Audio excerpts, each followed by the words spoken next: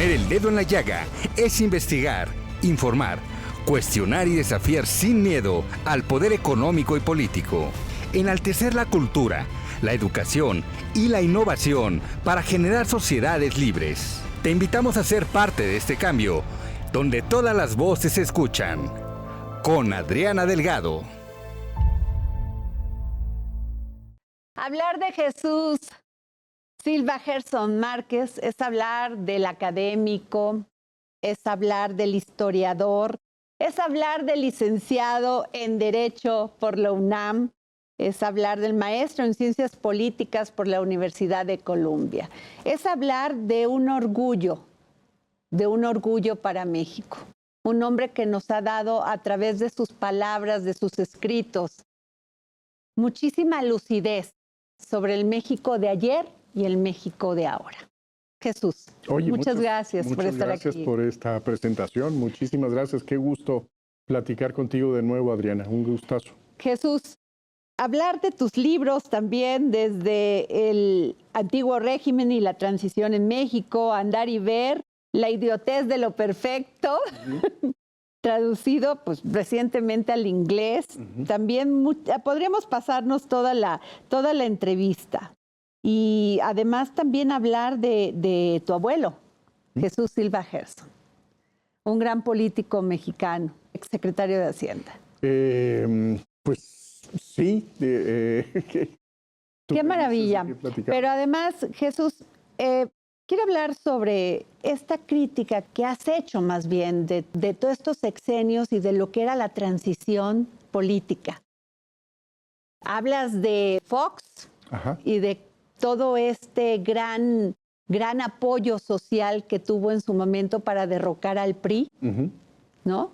Y que fue un político que no entendió de la política, que era empresario y que se quiso volver político y al final le dio miedo dar ese frente y mientras estaba gestando el regreso del PRI con un joven, pues, político de bajo perfil, que se volvió una estrella de cine, y después, en todo ese camino, viene Andrés Manuel López Obrador, agarrando lo bueno y lo malo de todos esos sexenios. Sí, yo creo que en la construcción de un líder y de un ídolo. Sí, a mí me parece que ahora estamos en la necesidad de revisar la historia reciente de México. Creo que lo que hemos vivido tan intensamente en estos últimos 6 años, en este sexenio de Andrés Manuel López Obrador, nos obliga a hacer una crítica de lo que fue ese camino mexicano a la democracia, un camino que fue muy lento, que fue quizá un tanto torpe, porque fue a partir de muchas negociaciones, de movilizaciones, de cambios en las reglas del juego. Y me parece que se lograron muchas cosas. Creo que el país cambió, se modernizó en sus reglas electorales.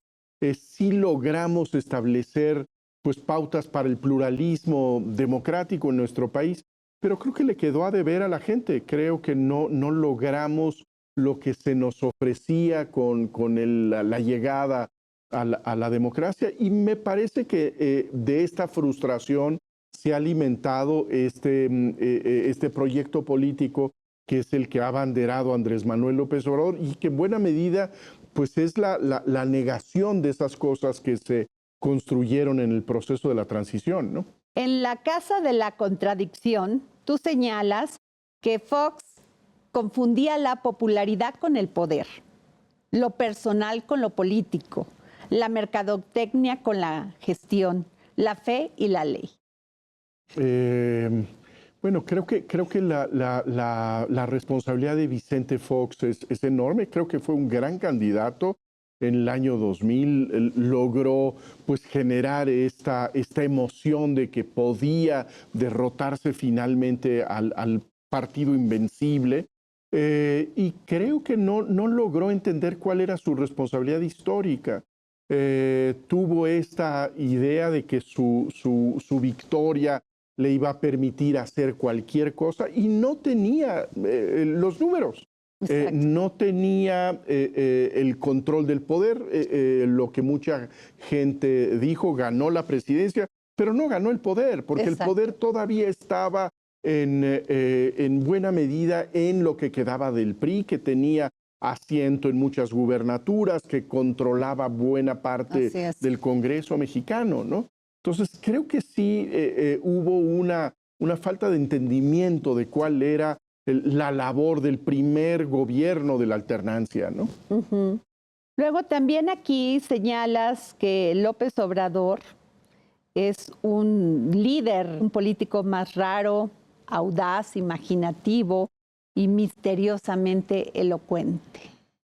El fenómeno de López Obrador yo creo que es extraordinario. No creo que recordemos nadie un político con esta capacidad de cambiar la historia de México prácticamente él solo, con una gran capacidad para entender el clima emocional del país. Creo que se logró apoderar de la emoción pública, dirigirla en una idea muy elemental de oposición de nosotros contra ellos, el pueblo contra la oligarquía, la mafia en el poder. Ahora el término son los conservadores.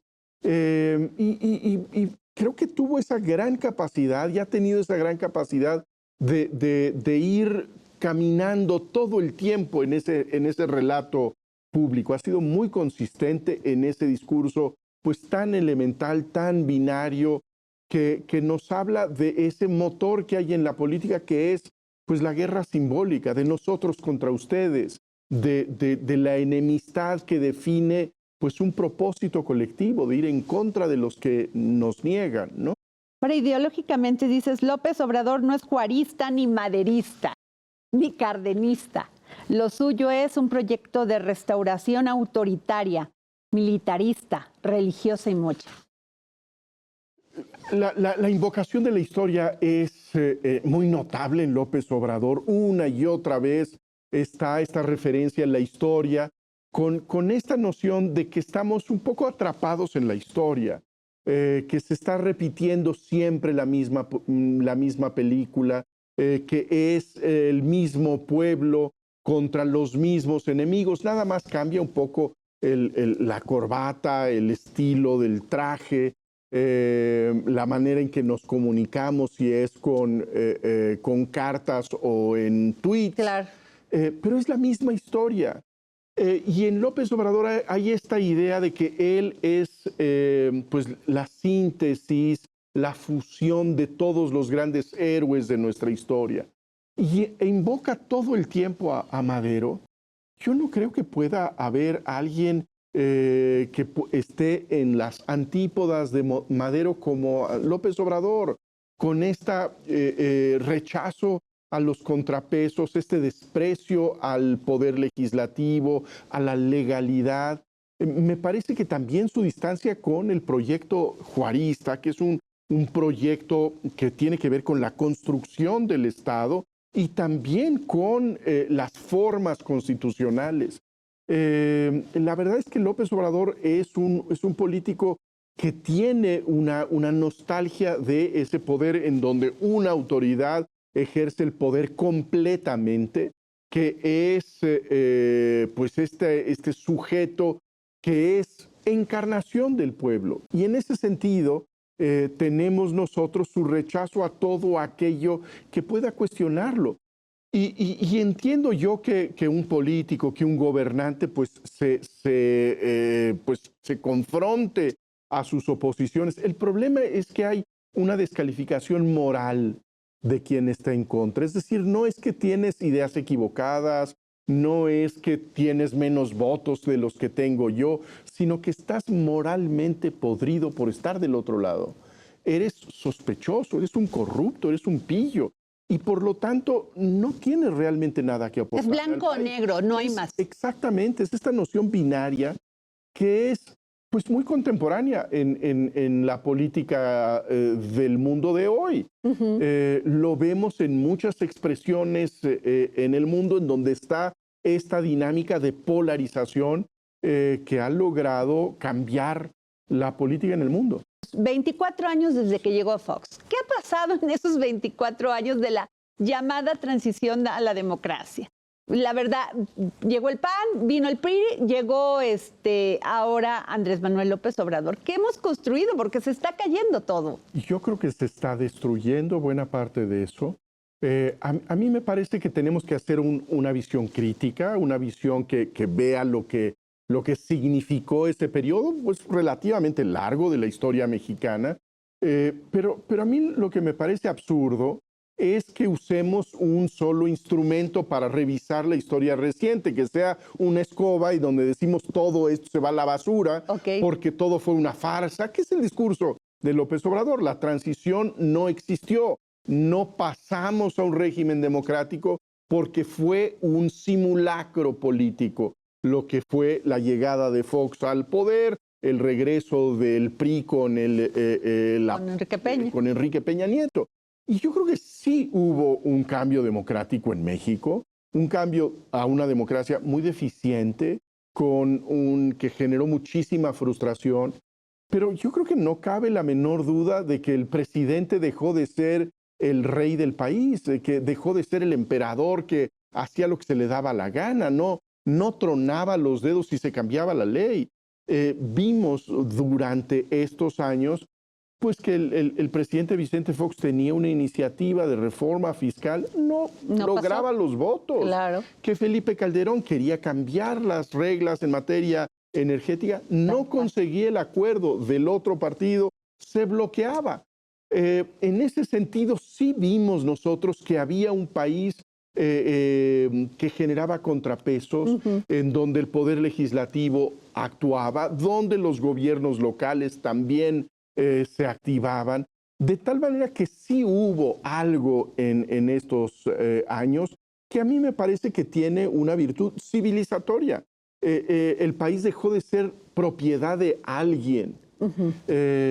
Y yo creo que estamos volviendo a esas épocas en donde pues el presidente de la República en estos momentos que está pues ya a unas semanas de dejar el poder, puede tronar los dedos y cambiar la Constitución de una manera radical, en donde puede cambiarse la naturaleza del régimen político, desapareciendo prácticamente el último contrapeso que quedaba en pie y no hay manera de resistir.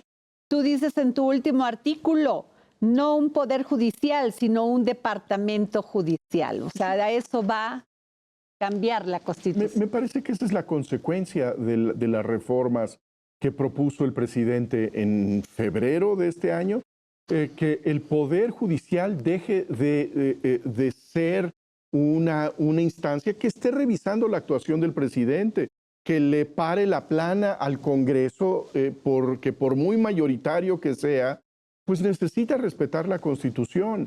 Si estas reformas pasan, y pues todo indica que van a pasar más bien pronto, lo que tendremos es a un departamento judicial que va a ser pues menos competente de lo que es ahora para resolver problemas entre los particulares, pero no va a ser la última voz en el Estado mexicano, porque esa última voz será la de una mayoría que ya es una mayoría hegemónica.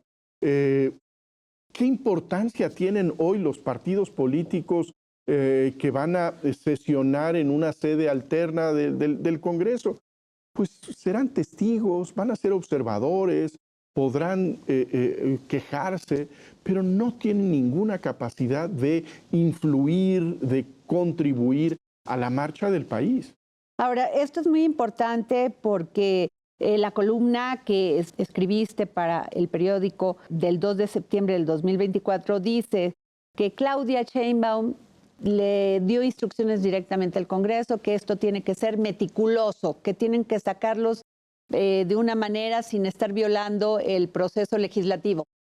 Fíjate qué paradójico, porque precisamente le da toda esa responsabilidad a un legislativo que ya le falló también a la 4T, que fue el pasado Congreso. Entonces, ¿qué confianza hay en eso? Porque por estas fallas del proceso legislativo es que el presidente toma esta declaratoria de guerra contra el Poder Judicial. Bueno, es que la anterior legislatura, pues finalmente era una legislatura en donde había una mayoría, pero no era una mayoría abrumadora como la que tenemos a partir de este mes de septiembre, en donde hay, por una muy cuestionable interpretación del Instituto Nacional Electoral y del Tribunal Electoral, pues prácticamente la mayoría calificada en ambas cámaras, desde luego en la Cámara de Diputados y a un pelito en el Senado.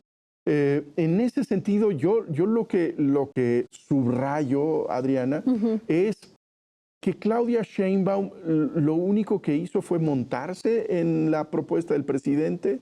Su primer reflejo me parece que fue sensatamente reflexivo. Vamos a estudiar lo que propone el presidente, vamos a ver. Pero después fue simplemente el montarse en esa propuesta, llamar en la plaza pública a la gente a ver si querían votar por los ministros de la Suprema Corte de Justicia. Y en ese sentido creo yo que Claudia Sheinbaum no se involucra en el debate de la reforma judicial. No participa, no tiene una intervención para que, pues, por ejemplo, esta reforma esté en los términos de la nueva presidenta de la República, en el ritmo, con el calendario que le convenga a la nueva administración, sino que se cumple con lo que parece un capricho. Y esto que Mario Delgado llegó a describir de manera, a mí me parece que grotesca, como el regalo que se le va a hacer al presidente de México. Vamos a hacer la reforma judicial porque es el regalo que le vamos a entregar al presidente antes de que se vaya.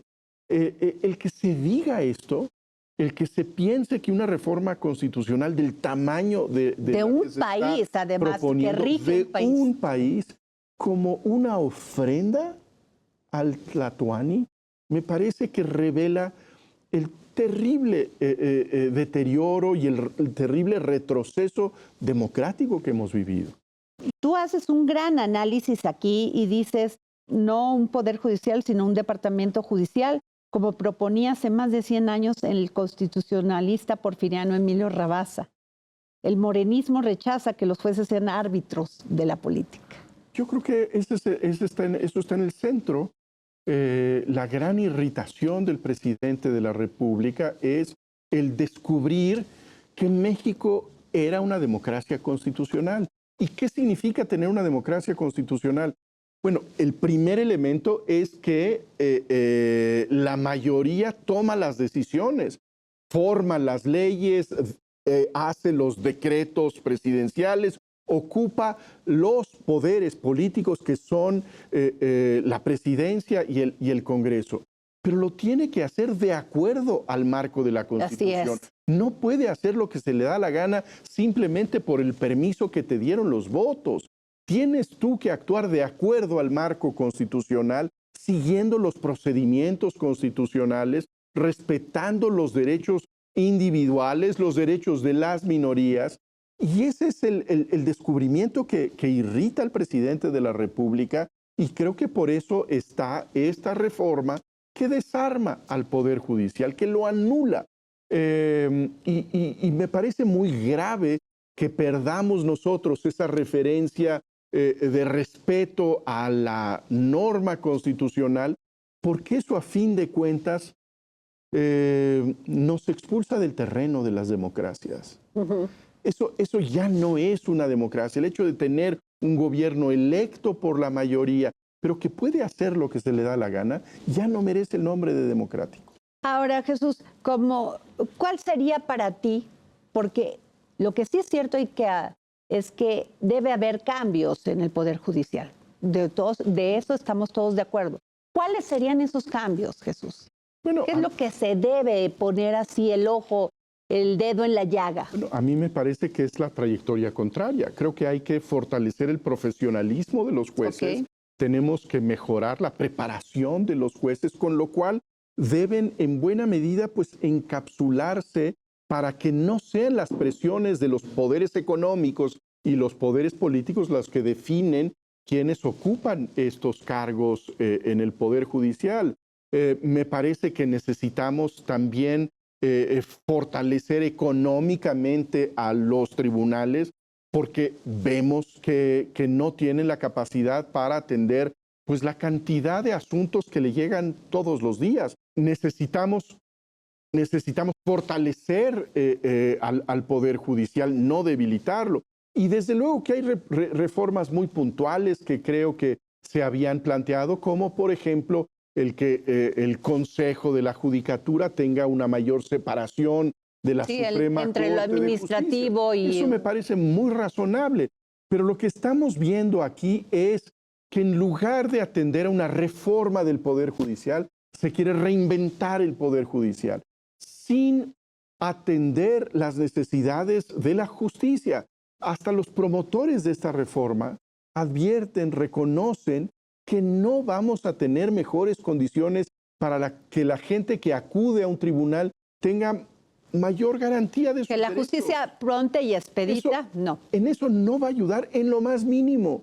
Vamos a tener una administración de justicia más torpe, mucho más lenta, porque llegará gente que no tiene ninguna experiencia en esa labor, que no es una labor sencilla.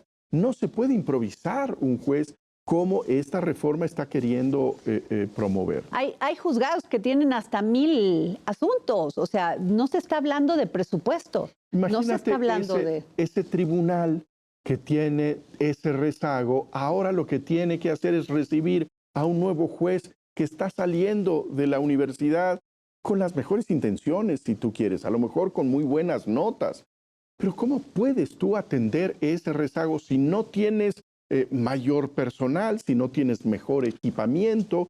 Pues el hecho de que llegue un nuevo nombramiento no ayuda, sino por el contrario entorpece la administración de justicia. Ahora, ¿qué te parece esto que dice el presidente? Esto que dices tú es así, de tajo.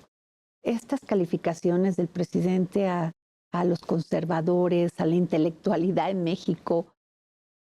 ¿Por qué? O sea, esta falta de pensamiento crítico, que es precisamente lo que deberían de tener los jóvenes ahorita, alimentándose de ese pensamiento crítico para tener una mejor democracia. Bueno, creo que ha sido la estrategia del presidente de la República no solamente desde su gobierno, creo que su trayectoria política ha sido en eso muy consistente, pensar que el país tiene solamente un doblez, de un lado los buenos, del otro lado los malos. Los malos han tenido varios nombres, ¿no? La mafia del poder, los fifís, los conservadores, en fin, hay varios epítetos que usa el presidente de la República, pero lo curioso es que no hay ninguna aceptación de que pueda haber algún cuestionamiento legítimo, porque en el fondo esta crítica lo que advierte es que el que critica no es parte de esta nación, no es parte del pueblo auténtico y por lo tanto no merece ninguna escucha. Creo que la intolerancia que ha reflejado todos estos años, pues también es un retrato de una vocación autoritaria, en donde lo que se busca es el aplauso, el elogio, si no es que la sumisión absoluta, ¿no? Jesús, ¿qué piensas de estos jóvenes que están saliendo a pedir, a rogar, que sean escuchados en la Magdalena Mixhuca, en el Congreso, en el Senado? ¿Qué piensas de estos jóvenes que imagínate estudiar Derecho con toda la emoción y pasión y que nadie los escucha? Me parece muy alentador. Creo que es un reflejo de este resorte de indignación que todavía está vivo en el país. Y yo creo que es muy estimulante que se haya activado, así haya sido tarde quizá, pues este rechazo a una reforma que sí va a cambiar el horizonte, no solamente profesional, sino incluso vital de muchas personas. El ser juez corresponde a una vocación personal muy, muy especial, una vocación que es radicalmente distinta a la vocación de un político. Así es. Que tiene una carrera que me parece desde luego respetable, pero que está en busca de el aplauso, de la formación de un equipo político, que necesita de un patrocinio de alguien que está procurando tu carrera, que está ayudándote, y que es justamente lo que no debe tener en el horizonte un juez, que debe tener el esmero por prepararse más, por atender los argumentos, las razones de los que está atendiendo en un proceso judicial, y que debe tener también la valentía de enemistarse con la plaza. Es que ahí sí hay sentencia afirmativa o negativa. Y no son populares, no es un concurso de popularidad. Exactamente, en ocasiones debe resolver oponiéndose a lo que es la visión más popular en el momento, ¿no? Jesús, si tuvieras que decirme algo positivo que te pareció el sexenio de Andrés Manuel López Obrador, ¿qué me dirías? Que detecta un problema esencial del país que había sido, yo no diría ignorado, pero quizá no había tenido el nivel de prioridad que merece, que es la cuestión social. Yo creo que Andrés Manuel López Obrador identifica el problema de la pobreza y de la desigualdad como el problema crucial de México, y yo creo que tiene razón. Y creo también que acertó en algunas medidas que habían sido postergadas durante demasiado tiempo. Creo que una política como el aumento del salario fue una decisión muy acertada que teníamos pendiente desde hace mucho tiempo. Creo que en eso tiene toda la razón. Muchas gracias por esta entrevista, Jesús Silva Gerson Márquez. Gracias. Un gusto. El próximo jueves, en El Dedo en la Llaga. Ministra Yasmín Esquivel Mozo. Desde la última vez que la entrevisté, han pasado muchas cosas. No solamente su fortaleza, su templanza y su espíritu para seguir adelante, porque déjenme decirle que sí es de admirar lo que usted ha pasado y cómo le dio la vuelta. Adriana, agradecerte el espacio. Efectivamente, ya transcurrieron bastantes meses de la última ocasión que nos vimos, que efectivamente tuve la oportunidad de platicar ante las cámaras contigo. Hoy estoy en una etapa diferente, en una etapa muy fortalecida, en una etapa en donde ni yo misma sabía la fuerza interior que nos pueden dar los acontecimientos que a veces no nos favorecen. Uno aprende sin duda alguna de los aspectos positivos en la vida, pero más aún de aquellos aspectos negativos. También tiene un aprendizaje importante y bueno, pues aquí estamos trabajando, sacando todos los temas adelante y luchando todos los días para que la justicia sea una realidad para los mexicanos.